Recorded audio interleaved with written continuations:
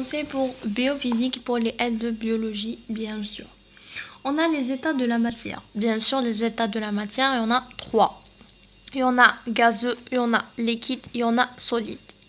Les gazeux, qu'est-ce qu'il faut retenir pour l'état gazeux? Qu'elle est non condensée, elle est totalement désordonnée et pas de volume propre.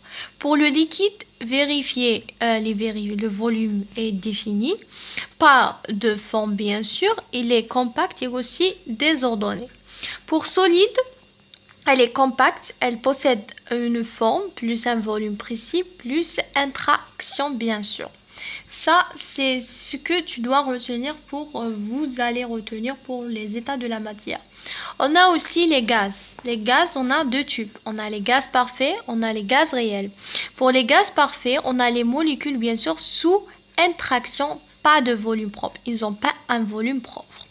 Mais réels, les molécules ils ont un volume propre et interaction, bien sûr, von der Waals, plus la liaison de hydrogène. Alors, ce qu'il faut retenir, que les gaz parfaits n'ont pas de volume propre, mais les gaz réels ont un volume propre. L'équation des états des gaz parfaits, bien sûr, c'est toujours PV égale nRT. Le P, c'est quoi? Le P, c'est la pression. C'est avec le Pascal, 10 atomes.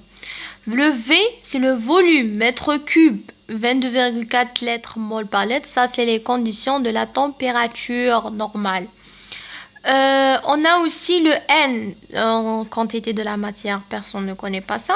On a le R, c'est une constante des gaz parfaits et sa valeur toujours c'est 8,31 joules K-1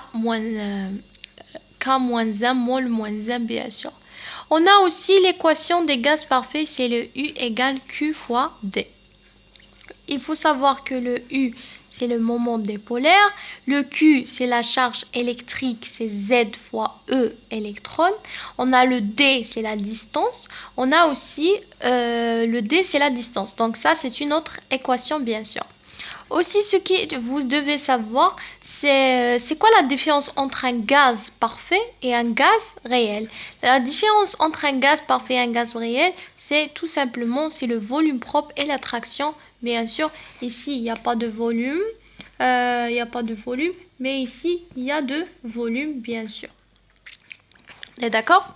D'accord. On continue. Qu'est-ce qu'on a? On a aussi la relation de la masse molaire et aussi la densité. On a le D. Il faut savoir que le D, toujours, c'est ρ G sur ρ R. Mais si on demande le ρ, par exemple, comment calculer le ρ? On va faire, c'est M sur V.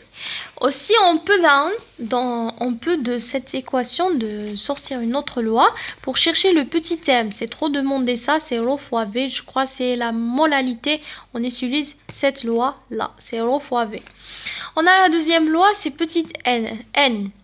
Personne ne connaît pas cette loi, on l'étudie depuis le lycée, le CM, le petit m sur grand M.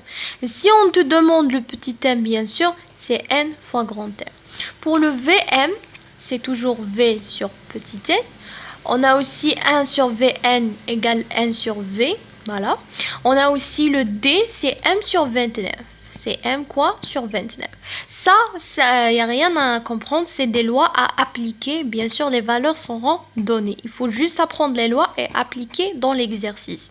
L'équation de Van der Waals des gaz réels, bien sûr, on a cette équation. C'est juste une équation à apprendre. C'est P plus A sur V au carré, entre parenthèses, V fois, entre parenthèses, V moins B égale nRT. Ça, c'est les volumes propres. Il faut savoir que le petit a, c'est les cohésions moléculaires, c'est-à-dire d'un gaz, bien sûr. Le B, c'est le volume, c'est une constante. Aussi, on a l'énergie cinétique. Qu'est-ce qui est égal l'énergie cinétique? Bien sûr, c'est 1/2 au carré. On a le E, c'est l'énergie cinétique. On a le petit m aigu, c'est la matière des particules.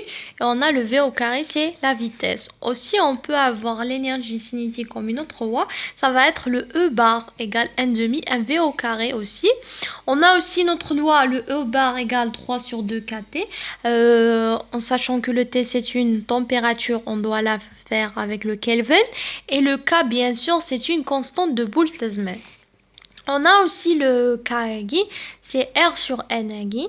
C'est le K, c'est une constante. Yani, c'est une valeur ne change pas. C'est 1,38 fois 10 puissance moins 23 joules K moins 1.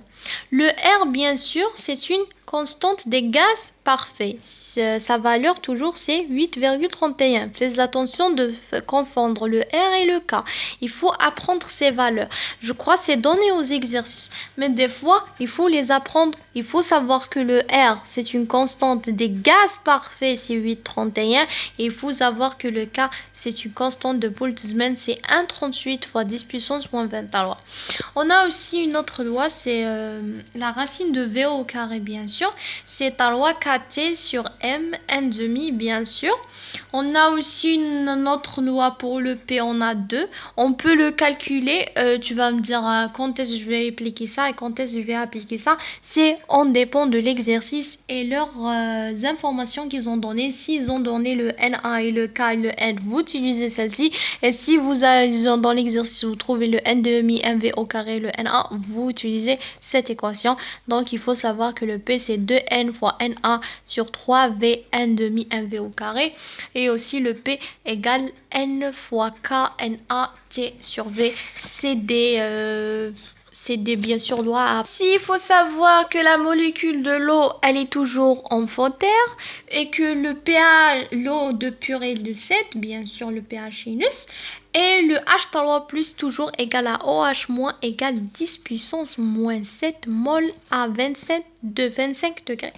Quand on te dit un état condensé veut dire solide liquide et quand on te dit un état fluide qui veut dire liquide gazeux. Il ne faut pas confondre entre condensé et fluide. Condensé, c'est solide et liquide. Et fluide, c'est liquide et gazeux. Il ne faut pas confondre. Pour les changements, bien sûr, de l'état, on a deux changements. On a physique et on a chimique. Pour le changement physique, c'est un changement de forme plus les dimensions. Et pour le changement chimique, c'est un changement nature de la sup au moyen d'un raccourci de chimique. Yani, dans le chimique, on va, d'une manière ou une autre, on va obtenir de nouveaux produits. Mais le physique, non. Le chimique, on ne peut pas redevenir à la première, premier produit qu'on a utilisé, mais le physique, oui. On a un petit schéma dans sublimation, fusion. Ce schéma montre qu'on part du solide à liquide qui veut dire fusion, du liquide au gaz qui veut dire vaporisation, du gaz au liquide qui veut dire liquéfaction, du liquide au solide qui veut dire solidification. Du solide au gaz, sublimentation, et du gaz aussi, du solide, c'est la condensation.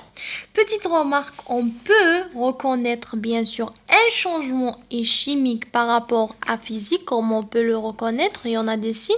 Formation d'un gaz, ça c'est un. Deux, d'un précipité. Un changement aussi de couleur et aussi la production des énergies. Merci. Vous aurez la prochaine fois. On va étudier les solutions aqueuses.